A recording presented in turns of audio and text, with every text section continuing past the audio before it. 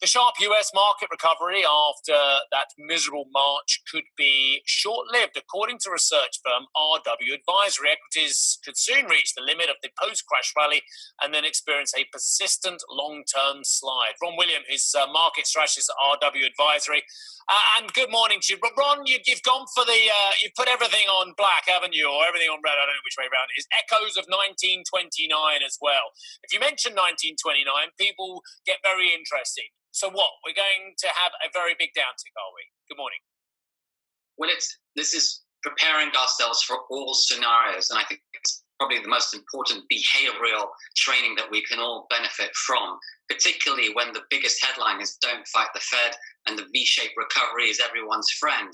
We have to look at both sides of the trade, and that's certainly been my edge all these years.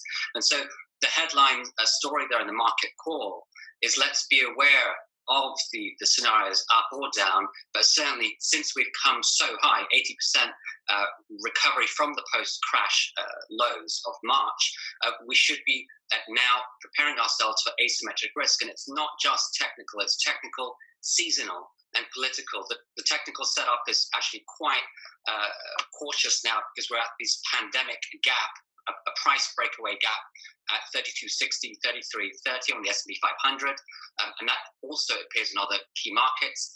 Seasonality, August is the time that we are likely to get market peaks, setting up for a September, October full crash. And then, of course, the elections coming up in November, overall statistics say that we get a underperformance of minus 10%, particularly if the existing incumbent president is losing at the polls. I'm not giving you that, Ron. In the best way, I'm not giving you both sides of the equation. I'm not allowing you to tell me to be ready for the up or down side. I can do that as a journalist. You're a technical analyst. I've got in my head here, S&P, I've just taken a measure, 32.57. Are we going to crash from these levels or are we going up? Yes, so as far as I'm concerned, that the asymmetric risk is far stronger. 3,000 is the downside trigger. So I agree with you. We do have to take a position. These markets have been precarious. So calling the top and calling the top at a specific time is obviously a difficult game. Based on probabilities, the downside risk is stronger. 3,000 is the make or break level on the S&P 500. NASDAQ is obviously the most overbought and certainly not representative of the USA and not the world. And closer to home, if we look at the UK and Europe, UK is actually bottom of the list in terms of my ranking model. Germany is sideways. China has had its best froth on the upside, but even that has now unwound from overbought conditions. So I would suggest that everyone get ready for an August peak and a September-October correction, if not a protracted rolling W crash into year-end. So the market's going to crash? We should prepare for downside correction and then let's see how the volatility plays out. I think it's important that we watch the market and be prepared for downside risk. Your point early on about the Robinhood investors is a concern, and particularly if we see smart money at 9-year lows in the market, that is also something that is a telltale sign for downside risk. I guess that's my problem, really, that when we look at these markets, and I think CNBC needs to be top of its game when looking at these markets and not just concentrate on those stocks and the shiny things at the top. I think we have to be very aware that there's a vast number of industries and a vast number of indices that are nowhere near record territory, from energy to financials to the FTSE you mentioned, to the Russell 2K, to the mid-cap 400. There are vast numbers of indices that are not in ridiculous overbought territory, aren't there, Ron? Well, this, exactly that point. It's Wall Street versus Main Street. And so if you're looking at the Wall Street and certainly the Tech Street, that is where the outperformance is, but that is not representative of what we're seeing across major indices and also just outside of our windows when we see the social and political disruption that's taking place. Much of the central bank support and even some of the industry support is likely to time out into the summer months. And of course, we're all concerned for a second pandemic or third wave, which is actually happening in Asia. There are economic market waves still ahead as well. So I think it does bear to be prudent at this time.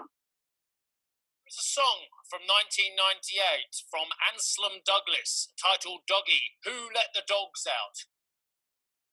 You're channeling your Who Let the Dogs Out with your figure two. Who let the shorts out? I won't do an impression. Ron, what are you trying to say on this excellently named chart? Yes, well, I mean, it's this big paradigm. We've had the biggest recovery on record, and yet the data shows that smart money is out. So smart money is out, hot money, speculative money is in. That's a big paradigm that we need to be asking ourselves questions on. Of course, the Fed has been pumping the market up to by record amounts, and other central banks have been following suit. But even the central bank policy can influence liquidity, but not insolvency. And so this is the 1929 paradigm, because similar things did happen back then. History might not repeat, but it will likely rhyme. And so who let the shorts out is a question to the market. What's driving this market up? And if it is hot air, then watch out because the downside risk is ahead. I can't interview anymore because I'm too busy looking at the lyrics. The party was nice, the party was pumping, and everybody having a ball. And tell the fellas, stop the name calling. Tell them girls, respond to the call. Wow, it's like Keats, isn't it? What else have you got to say? What any nuances in the other markets and charts you're looking at as well, rather than the big concern you have about the asymmetric risk? Well, I think the global portfolio, I mean, safe haven trades like gold are actually testing their 2012 highs. So that's not far from the 1920 record high. So certainly gold in absolute or relative terms is something to add more to the portfolio, particularly if we break higher. We could see 2000 into year end or the new year. But other than that, a defensive play makes the most sense as we approach the second half. I know it has been a profitable rally up, but even when we're in profit, it does make sense to take some of that profit off the table and be a little bit defensive into the second half. Gold to 2000, defensive elsewhere in the portfolio. If a lot of our portfolio managers only want to put 5, 10, 15% in gold as well, one understands why, I guess, in some ways, well, given the tightness of that market as well. Where else could one find defence in a portfolio, Ron? Well, currency is probably the harder thing at the moment in terms of cash and certainly currency at the moment. The dollar still remains the stable of the lot, but the jury's out as to the actual sustainability of that trend, particularly as central bank continues with its extreme policy. I would say government bonds is probably the safer place, despite yielding negative return. It still at least offers capital preservation. So I think for now, that setup would likely be best.